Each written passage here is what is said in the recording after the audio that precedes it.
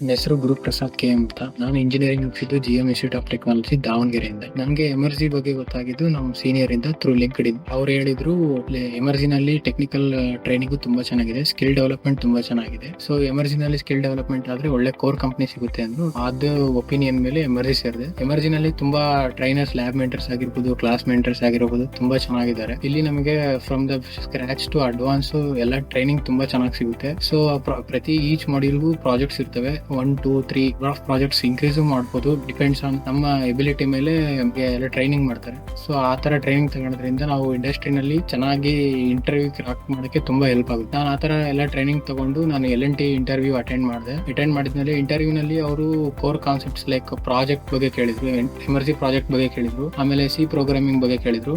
ನಂಗೆ interview pass ಆಯ್ತು. ನಾನು ಇಲ್ಲಿ ಎಮರ್ಜಿ ಸೇರಿದ್ಮೇಲೆ ಸ್ಕಿಲ್ಸ್ ಎಲ್ಲ ಇಂಪ್ರೂವ್ ಆಗಿರೋದ್ರಿಂದ LNT ಕಂಪನಿಯಲ್ಲಿ ಇಂಟರ್ವ್ಯೂ ಕ್ಲಿಯರ್ ಆಗಿ ನನಗೆ ಅಲ್ಲಿ ಜಾಯ್ನ್ ಆಗ್ತಾ ಇದ್ದೀನಿ. ಸೊ ಎಮರ್ಜಿ ತುಂಬಾ ಚೆನ್ನಾಗಿದೆ.